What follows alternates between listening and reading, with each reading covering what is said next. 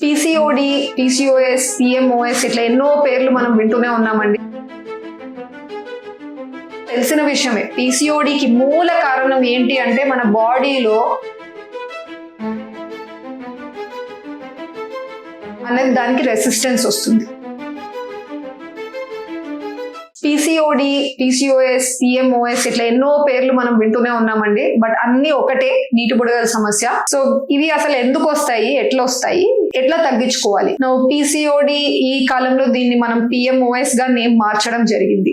ఎందుకంటే ఒకప్పట్లో పీసీఓడి అనగానే అందరికి ఒకటే తెలుసు, నీటి బుడగల సమస్య అని. అంటే ప్రెగ్నెన్సీ రిలేటెడ్ ప్రాబ్లము, గర్భసంచి అండాశయాల దగ్గర ఉంటుంది, వేరే దాంతో ఏం సంబంధం లేదు అని అనుకునే వాళ్ళు.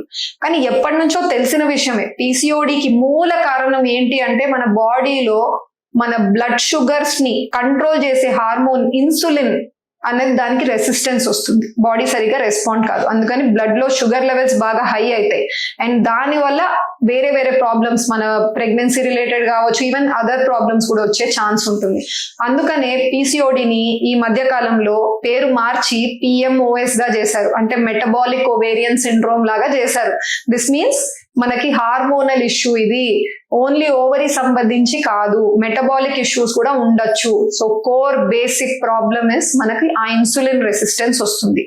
సెకండ్ వచ్చేసి కొంచెం వరకు జెనెటిక్ బేరింగ్ కూడా ఉంటుంది. జెనెటిక్ బేరింగ్ అంటే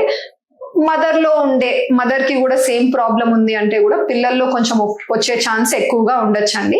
అండ్ థర్డ్ వచ్చేసి మన లైఫ్ స్టైల్, సరిగ్గా మన డైట్ చూసుకోవట్లేదు, కాషియస్ గా ఎక్సర్సైజ్ రొటీన్ లేదు, అసలు ఎక్కువ బరువు అయిపోతున్నాము.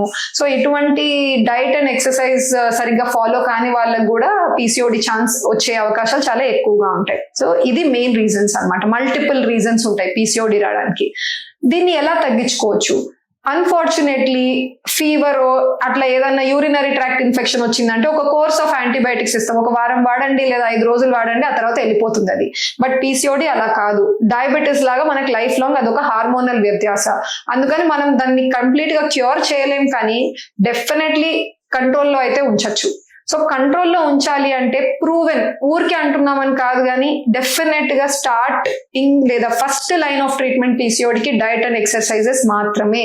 సో డైట్ లో కంప్లీట్ మార్పులు తీసుకురావాలి, షుగర్స్ తగ్గించేసేయాలి, బయట ఫుడ్ అవాయిడ్ చేయాలి, ఆయిల్ బాగా తగ్గించేసేయాలి, మైదా కైండ్ ఆఫ్ ఐటమ్స్ తగ్గించాలి, హై గ్లైసిమిక్ ఇండెక్స్ ఫుడ్స్ అంటే ఏ ఫుడ్స్ తో అయితే మన బాడీ షుగర్ లెవెల్ ఫాస్ట్ గా రైజ్ అవుతుందో అటువంటివన్నీ అవాయిడ్ చేయాలి. ఫర్ ఎగ్జాంపుల్ ఫ్రూట్స్ లో మ్యాంగో, ఇప్పుడు మ్యాంగో ఏం చేస్తుంది అంటే బ్లడ్ గ్లూకోజ్ లెవెల్స్ నిదానంగా రైజ్ అవ్వచ్చు, సడన్ గా కూడా రైజ్ అవ్వచ్చు. సో సడన్ గా రైజ్ చేసే foods high glycemic index foods అంటారు. మీరు ఏదైనా ఫుడ్ తీసుకొని ఇంటర్నెట్ లో కొడితే వచ్చేస్తుంది అది హై గ్లైసిమికా లో గ్లైసిమిక్ ఇండెక్స్ అని. సో హై గ్లైసిమిక్ ఇండెక్స్ ఉన్న ఫుడ్స్ అన్నిటిని మీరు అవాయిడ్ చేయాల్సి వస్తుంది. సెకండ్ వచ్చేసి ఎక్సర్సైజెస్ అనగానే వాకింగ్ చేస్తున్నాము, దట్ వోంట్ హెల్ప్ అండి. ఏరోబిక్ ఎక్సర్సైజెస్ ప్రాపర్ వి స్వెట్ అవ్వాలి, అటువంటి ఎక్సర్సైజెస్ మీరు డైలీ అట్లీస్ట్ 15 to 30 minutes చేయాలి. So in a week at least 150 minutes of exercise అన్నవి ఉండాలి. సో ఇట్లాంటి diet and exercise strict pattern మీరు ఫాలో చేస్తే ఓవర్ టైం ఫస్ట్ మీరు ఏమవుతుంది, యూ లూజ్ వెయిట్, కొంచెం వెయిట్ తగ్గుతుంది. ఒక 5% అన్నా మీ ఉన్న బాడీ వెయిట్ మీరు తగ్గించగలిగితే ఆటోమేటిక్గా ఎటువంటి ట్రీట్మెంట్ లేకుండా కూడా చాలా మందికి పీరియడ్స్ నార్మలైజ్ అయిపోవడం చూస్తూ ఉంటాం. సో అందుకని mainly concentrate on diet and exercises. ఇవన్నీ తర్వాత కూడా ఇబ్బందిగానే ఉంది అంటే అప్పుడు మీరు గైనకాలజిస్ట్ హెల్ప్ తీసుకోవచ్చండి. సో వాళ్ళు మీకు కొన్ని సప్లిమెంట్స్ ఇస్తారు, సో అవి కూడా ట్రై చేయొచ్చు. అండ్ ఎక్కువగా ఈ పీసీఓడి ప్రాబ్లం ఎక్కడ ఎంఫసైజ్ అవుతుంది అంటే పెళ్లి తర్వాత, పిల్లలు పుట్టట్లేదు అని, ప్రెగ్నెన్సీ రావట్లేదు అని, అప్పుడు వచ్చినప్పుడు స్కాన్స్ చేసి చాలా మంది పీసీఓడి ప్రాబ్లం ఉందమ్మా అని చెప్పడం మాక్సిమం 90% అయితే ఇక్కడే తెలుస్తూ ఉంటుంది. సో అటువంటి సిచ్యువేషన్ లో కూడా మేము చెప్పిన డైట్ అండ్ ఎక్సర్సైజెస్ తో స్టార్ట్ చేయండి. దాంతో మీరు ఎఫెక్ట్ కనిపించలేదు, ఇంప్రూవ్మెంట్ రావట్లేదు అంటే చిన్న మెడికేషన్ లేదా 1 or 2 ఇంజెక్షన్స్ ఇచ్చి మేమే ఎగ్ పెరిగేలా చేసి ఏ టైంలో కలవాలి భర్త భార్య అని కూడా చెప్తుంటాం. సో ఇటువంటి సింపుల్ ట్రీట్మెంట్ తో కూడా పీసీఓడి ఉన్న వాళ్ళకి ప్రెగ్నెన్సీ వచ్చే ఛాన్సెస్ చాలా హై ఉంటాయి. Thank you.